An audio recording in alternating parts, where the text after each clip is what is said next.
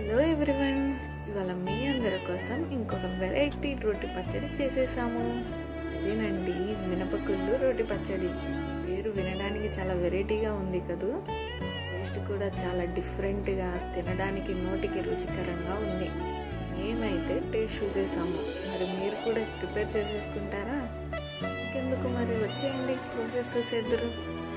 ముందుగా వీడియోలో చూపించిన ఐటమ్స్ అన్నీ రెడీ చేసుకోవాలి. క్వాంటిటీ వచ్చేసి ఎండుమిర్చి ఒక 100 గ్రాములు, 1 కప్పు మినపగుళ్ళు, చింతపండు, 2 టమాటాలు, 1 పెద్ద ఉల్లిపాయ, 1 చిన్నుల్లిపాయ, ధనియాలు, జీలకర్ర. చింతపండు అనేది మనం నానబెట్టుకోవాలి.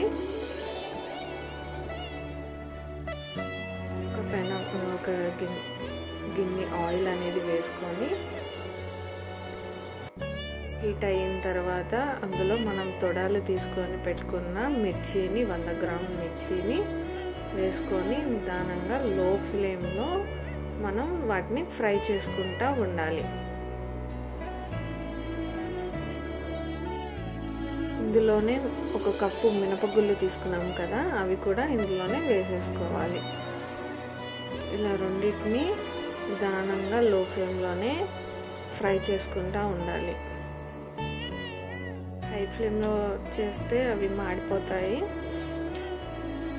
ధనియాలు, జీలకర్ర కూడా వేసేసుకోవాలి.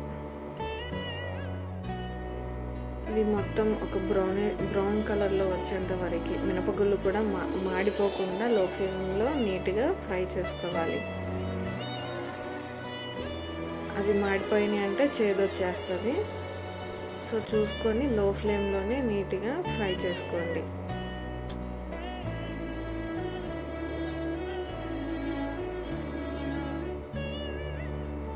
ఇవైతే ఫ్రై అయిపోయాయి, బ్రౌన్ కలర్కి వచ్చేసాయి. సో పక్కన తీసుకొని వేరేగా పెట్టుకున్నాము.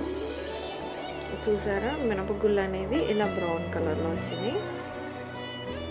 తర్వాత అదే ఆయిల్లో మనం తీసుకున్న 2 టమాటాస్ని ఒక 4 పీసెస్గా కట్ చేసుకొని ఇలా ఆయిల్లో ఉడకబెట్టుకోవాలి. ఫ్రైలా చేసుకుంటే అవి ఉడికిపోతాయి. చింతపండు మనం నానబెట్టుకోవాలని చెప్పాను కదా, మనం తీసుకున్న క్వాంటిటీ చింతపండుని నానబెట్టుకుంటాం కదా, దాన్ని కూడా ఇందులోనే వాటర్తో సహా ఇందులో వేసేసుకొని టమాటా ఇవి 2 కలిపి ఇలా ఫ్రై చేసుకోవాలి. మెత్తగా ఉడికిపోతాయి. ఇందులోనే ఇలా కలుపుకుంటూ ఉంటే మెత్తగా ఇలా ఉడికిపోతాయి అన్నమాట. ఆ చింతపండులో ఉన్న వాటర్ మొత్తం కూడా ఇలా ఇంకిపోయేంత వరకు మనం ఉడకబెట్టుకోవాలి. చూసారు కదా, మొత్తం వాటర్ అంతా ఇంకిపోయాయి.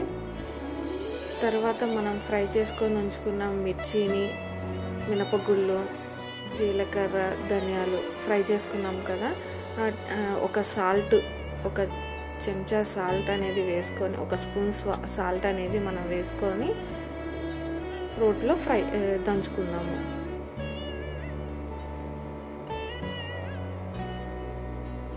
గ్రైండ్ కూడా వేసుకోవచ్చు, బట్ రోట్లో చేసుకునే పచ్చడి కదా, రోట్లో చేసుకుంటే ఇంకా టేస్టీగా ఉంటుంది. మరీ మెత్తగా కాకుండా కొంచెం మినపగుళ్ళు నోటికి తగులుతూ ఉండేటట్టు కొంచెం కచ్చా పచ్చాగా నూరుకుందాము. ఫైనల్లీ ఇలా రుబ్బుకోవాలి. మనం ఉడకపెట్టుకొని పక్కన పెట్టుకున్నాం కదా ఇందాక టమాటాను, చింతపండు, అది కూడా ఇందులో వేసేసుకొని వాటితో పాటు ఒక చిన్నులపాయ తీసుకున్నాం కదా, ఆ చిన్నులపాయ రెబ్బలు కూడా ఇందులో వేసేసుకోవాలి. వీటన్నిటిని నీట్గా అందులో కలిసేటట్టు రుబ్బుకోవాలి.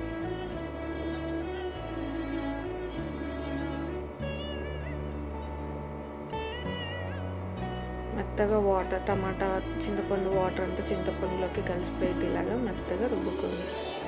ఇంకా మీకు గట్టిగా ఉంది చూడడానికి అనుకుంటే కనుక కొన్ని వాటర్ పోసుకొని మెత్తగా నిదానంగా రుబ్బుకోండి.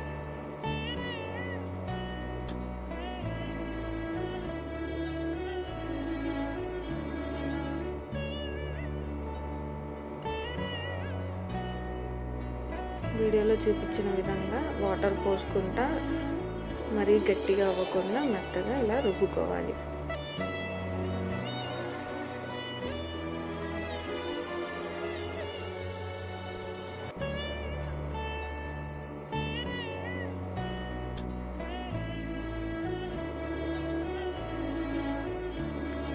ఒక ఆనియన్ తీసుకున్నాం కదా, దాన్ని ఫైనల్గా ఒక ముక్కలు చేసుకొని పెద్ద పెద్ద ముక్కలు కొంచెం పచ్చడిలో తగులుతూ ఉండాలి. తినటానికి మనకి మంచిగా ఉంటుంది పచ్చడి.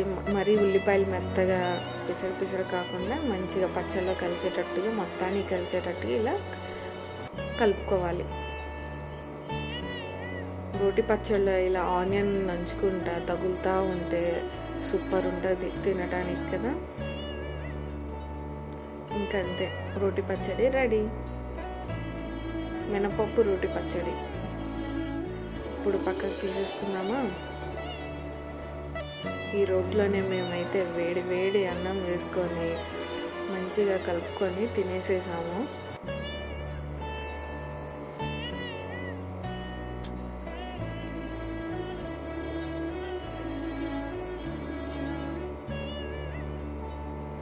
మేమైతే తల ఒక ముద్ద రోట్లో రైస్ వేసుకొని కలిపేసుకొని మంచిగా ఎంజాయ్ చేసాం మినపగుళ్ళు రోటి పచ్చడి. టేస్ట్ అయితే సూపర్ ఉందండి. మీరు కూడా ట్రై చేసేయండి రోటి పచ్చడి.